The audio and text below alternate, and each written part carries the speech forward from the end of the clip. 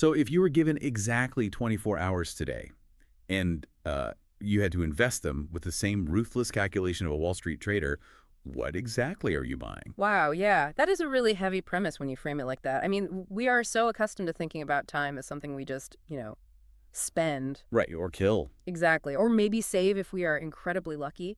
But investing it, that demands a totally different level of intentionality. It implies you expect a return. Yeah, and today we are basically running an audit on the human soul. We are doing a deep dive into this highly unusual, honestly fascinating source text from 2009. It really is a wild read. It is. It's by a writer named Feng, and it's titled The Values and Meaning of Life. And the mission for our deep dive today is to unpack this philosophical framework that attempts to literally calculate the mathematical purpose of existence. Which sounds like an oxymoron, right? Mathematical purpose of existence. Totally. It takes these deep spiritual concepts like the Tao, attaining immortality, this idea of a greatest creator, Hmm. and it just forces them through the cold, unfeeling logic of an investment portfolio. Yeah, before we really get into it, I think it's important to point out that Shrefeng weaves together threads of Taoism, Buddhism, and creationism. And look, you don't have to adopt this specific theology today. Right. We're definitely not telling you what to believe here. Exactly. Think of this less as a religious mandate and more as, well, a mental sandbox. It is an intellectual framework to stress test your own life choices. We are looking at the architecture of his argument, which is incredibly thought-provoking, regardless of what your personal belief system is. A mental sandbox to evaluate how we allocate our time. I love that. So to get into that sandbox, we have to start with the fundamental duality the author establishes. The two categories. Right. He splits human existence into two very distinct categories that, they sound like synonyms, but they're actually completely different equations. First, there is the value of life, and second, there is the meaning of life. And we should definitely tackle the value of life first. Let's do it. How does he define it? Well, to understand the value, you have to understand how Shufeng defines the nature of life itself. He categorizes it as a short trip. It's a strictly temporary state of being in the mortal world. Like a road trip. Exactly like a road trip. We are all on the same highway, but the destinations vary wildly. Yeah, the text lays out 4 potential off-ramps for this road trip. You could rise up to heaven, you could fall into hell, you could revert back to the animal world, or you could return as a mortal to drive the exact same highway all over again. Just stuck in traffic forever. Literally. And the ultimate goal, like the absolute highest return on your trip, is to seek the Tao, attain immortality, and get to heaven. But the big question is, how do you steer the car? Right, and the author introduces a brilliant structural thesis here. He says life is made up of 36 aspects. 18 of them cannot be self-managed, but exactly 18 of them can be completely self-managed. That symmetry is just, it's the engine of his entire philosophy. You have 18 things you have zero control over. Yeah, like your genetics or the era in which you were born. Right, who your physical parents are, the inevitable passage of time, the weather. You can't do anything about those. But then you have 18 things you possess absolute tyrannical control over. Your reactions, your daily habits, the information you consume. How you treat the people around you, your mindset. Exactly. And because of those manageable aspects, life stops being a passive experience. Yes, and the text uses this analogy I just can't stop thinking about. It says, if you invest in sesame, then you will get sesame. If you invest in watermelons, then you will get watermelons. It's so blunt, but so true. It brings us right back to that universal daily allowance we talked about at the top. Every single person on Earth wakes up with 24 hours. The payout at the end of your life is totally different based on the seeds you bought with that daily currency. And those payouts are what the author calls life values. The accumulation of your daily, manageable choices dictates which off-ramp you take at the end of the trip. I have to admit, I'm struggling with this ROI framing, though. It just feels incredibly transactional, Yeah. Like, if we were talking about enlightenment or the destination of the human soul, reducing it to a spreadsheet feels almost cynical. Oh, I completely see what you mean. Right. It's like running a cost-benefit analysis on spiritual purity. I had the exact same initial reaction, but honestly, that friction is the genius of the text. It intentionally strips away the vague, mystical ambiguity that usually surrounds spirituality. The haze. Exactly. People often treat enlightenment or salvation as this hazy, passive mist that might just wash over them if they're, generally good people. Yeah. Shui Feng doesn't let you off the hook like that. He makes it concrete. Very concrete. He frames it as deliberate action and unyielding consequence. It forces you to take absolute ownership of those 18 manageable aspects. Yeah. The text is essentially asking, stop waiting for enlightenment to happen to you. What are you buying today? Okay, wow. It replaces mystery with accountability. If your spiritual portfolio is full of sesame seeds, it is because you walked into the market and bought sesame seeds. Which logically brings us to the market itself.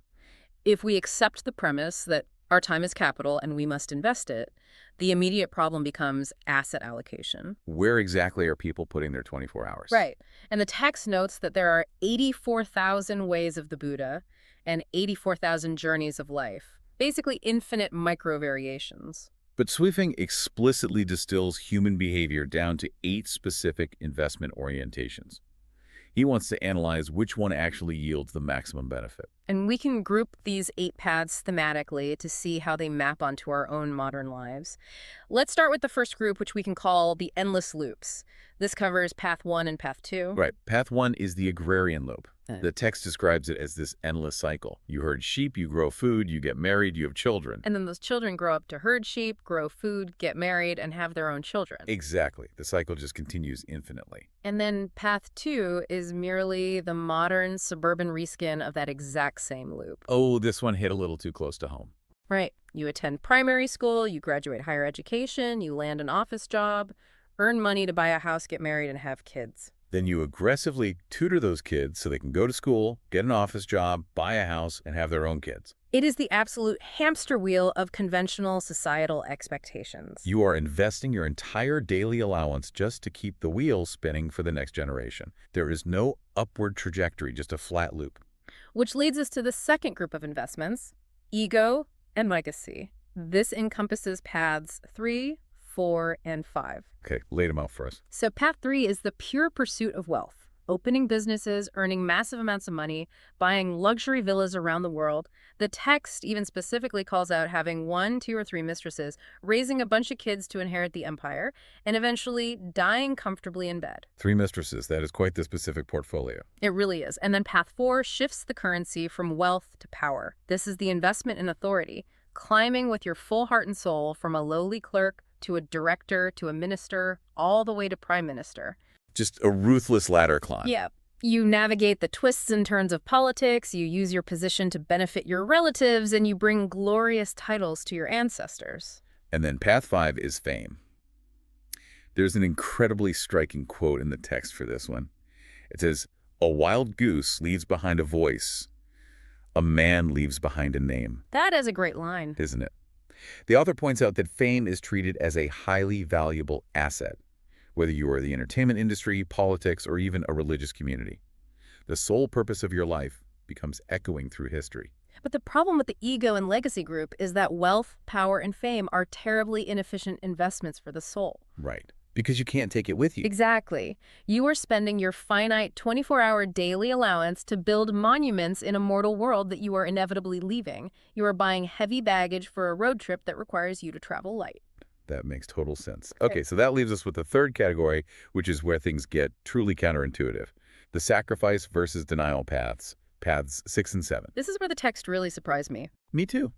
So path 6 is the achievement path, dedicating everything, including your very life, to a political party, a country, or a religious organization.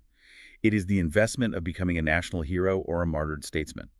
You give up yourself entirely for the cause. And then path 7 is the ascetic path, retreating from the world completely, wanting nothing, doing nothing.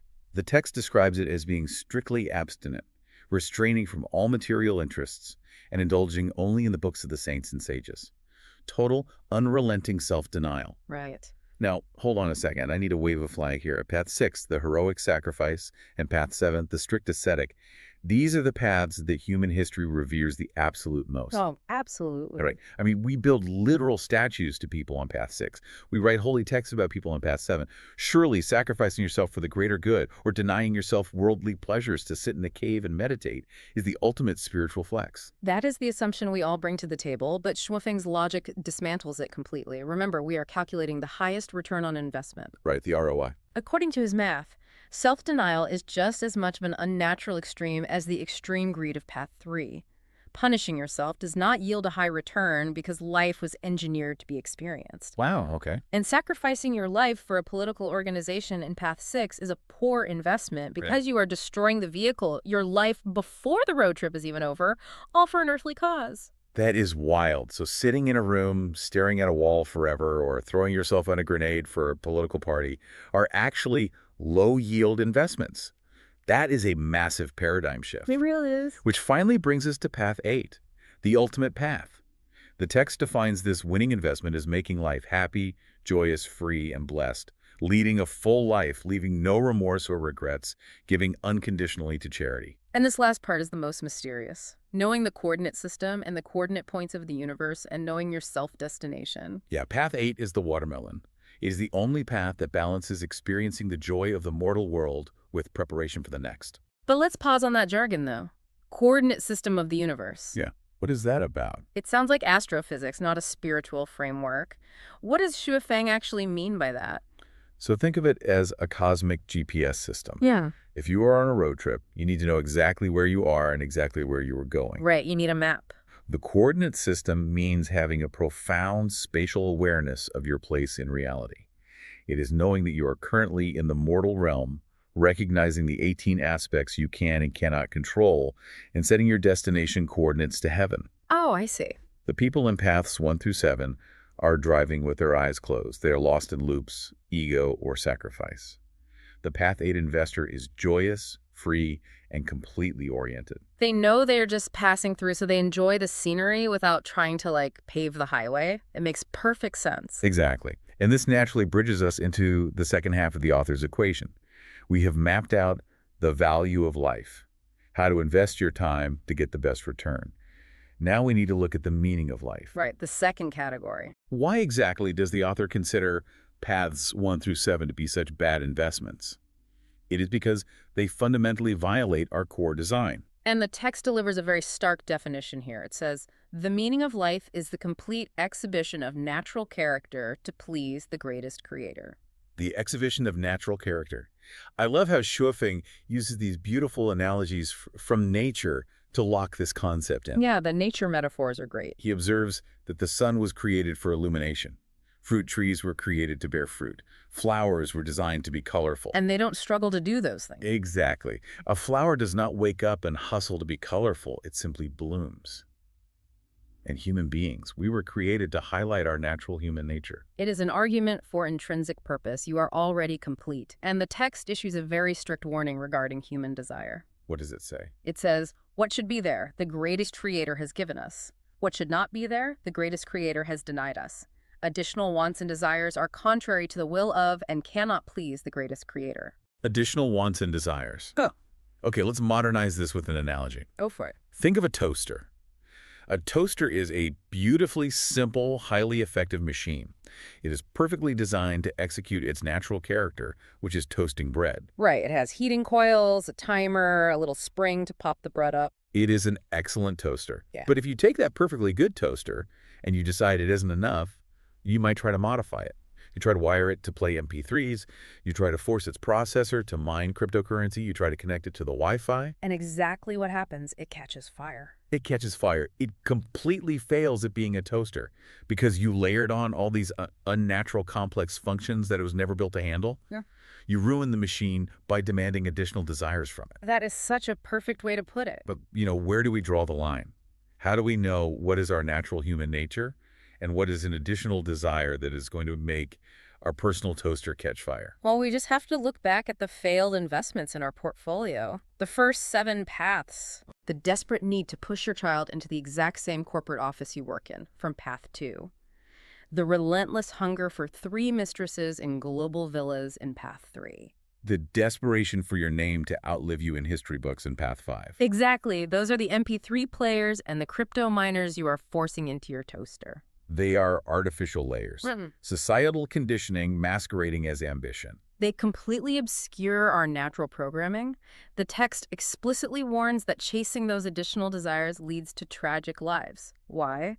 Because you spend your entire 24-hour daily allowance trying to run a program you weren't built for. You failed to toast the bread. You miss the fundamental, joyous simplicity of your own existence. Man, let's pull all of this together and synthesize the two halves of Shuofeng's massive equation. Let's do it. On one side, we have the value of life. This is the mandate to take your 24-hour daily allowance and actively invest it. You steer it away from the mindless suburban loops, away from the heavy baggage of wealth and fame, and away from the unnatural misery of self-punishment. You invest it toward Path 8. Joy, freedom, and an awareness of your cosmic GPS coordinates. Yes. And then on the other side, we have the meaning of life, which is simply blooming exactly as you were planted, exhibiting your natural character without bolting on dozens of unnatural manufactured desires that only lead to spiritual burnout. It is a profound, almost jarring way to audit your own existence. It really is, Okay. which brings the focus entirely back to you, the listener. Let's return to that Wall Street trader analogy from the very beginning. Look at your own 24-hour daily allowance today. Look at your calendar, your underlying anxieties, the goals you are currently chasing. Which of the 8 paths are you actually funding? It requires a level of brutal, unflinching honesty to look at your personal portfolio and admit that you might be heavily invested in a path that yields zero spiritual return. Are you buying sesame seeds hoping they somehow turn into watermelons? Are you trapped in the endless loop of societal expectations? Are you burning yourself out trying to leave a name behind? Or are you actively funding Path 8, giving yourself the space to be joyous, free, and aware of where you are in the universe? The transition from the loop to Path 8 is the most critical pivot a person can make. And as we wrap up, I want to leave you with one final, original thought to mull over. Something that builds on everything we have explored in this text today, but flips our opening premise on its head. Oh, I like where this is going. The text explicitly tells us that our natural character is already perfectly provided by the Creator. We already have exactly what we need to function, just like the fruit tree or the sun. And we are sternly warned to avoid adding additional desires. Right, the toaster shouldn't mind crypto. Precisely. So if we already have what we need, and we are supposed to stop striving for extra things, does that mean the effort of investing in Path 8 isn't actually about doing more? We started this deep dive talking about ruthless Wall Street traders. We usually associate investing with aggressive action, hustling, building, acquiring. It is the default setting of modern ambition. But perhaps the ultimate watermelon investment, the absolute highest return you can get, is the realization that you never needed to hustle in the first place. That is a really beautiful thought. Maybe the highest form of spiritual action isn't climbing a corporate ladder or meditating in a cave for a decade or dying for a cause. Maybe the ultimate investment is simply giving yourself permission to exist exactly as you are without adding any extra attachments. The highest ROI comes from doing less. To simply be the toaster, happily toasting the bread. Just toasting the bread, aware of your coordinates, enjoying the short trip. As the author Voifeng signs off at the very end of his fascinating essay, Believe It or Not. Believe it or not, indeed. Thank you for joining us on this deep dive.